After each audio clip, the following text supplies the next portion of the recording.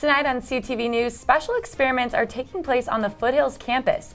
We'll show you an experiment that brought them heat. And in sports, updates on the men's and women's basketball teams, plus softball news. And entertainment anchor Emma Iannacone heads to Old Town and tries out physics-inspired toys. All this and more tonight on CTV News. Good evening, Rams. I'm Kay Bennett. And I'm Frank Conley, filling in for Grace Reeder. According to a proposed traffic plan, 10,000 spectators will have to walk to or ride a bike to CSU's new on-campus stadium to keep traffic low. CSU is working on an operational framework with the City of Fort Collins and Transport to address expected stadium traffic. A full operational plan is expected to be finished this fall. The Structural Lab and the Engineering Research Center are collecting and analyzing results. Last Thursday, Dr. Mahmoud and a graduate student conducted an experiment they say is done for the first time ever in history. This fan doesn't stand a chance. Today we're going to about 1100 degree Fahrenheit. Yeah, 1100 degree Fahrenheit, yep. CSU's Bashir Ahmadi is ready for the experiment today. I'm doing this for my master's thesis, and we're very excited. Testing a cracked steel beam under elevated temperatures and some serious weight. We're expecting about 24,000 pounds, 24 kips. This experiment is about to begin. Under the supervision of Dr. Mahmoud, an actuator adds 2,000 pounds every step. Let's kill it. To a cracked steel beam. One step at a time. To see if it will fracture from the crack under the weight or bend as a whole from the heat. The crack is getting wider. Look. A few minutes into the experiment, this happened.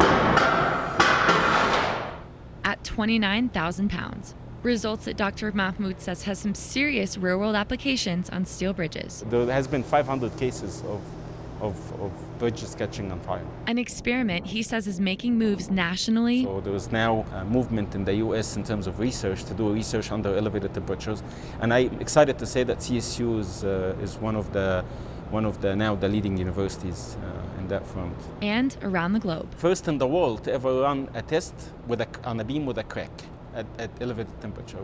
No one considered looking at this before, so we're the first people to evaluate this type of behavior. For their next experiment, bolts will be tested for the Army Corps of Engineers for the application of navigational structures, scheduled for next week. If you're an engineering student, you'll want to stop by the Hilton Fort Collins on Thursday.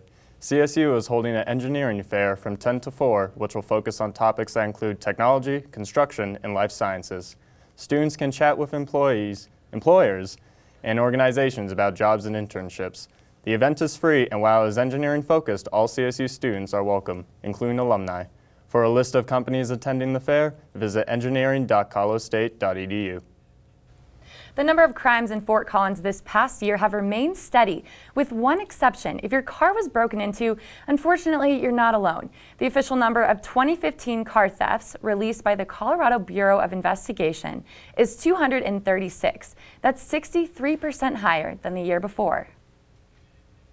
The Gallup Healthways Wellbeing Index for 2015 placed Fort Collins at the top of the list for well-being in Colorado. Nationwide, Fort Collins ranked 4th. The city scored high in social support measures and community pride. Fort Collins' lowest score was in the purpose category, which asked people if they were motivated to reach their goals. Boulder took the number 7 spot nationwide.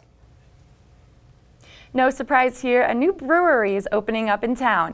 Right behind Illegal Pete's, the Denver-based Post Brewing Company will open a tap room this spring in Old Town.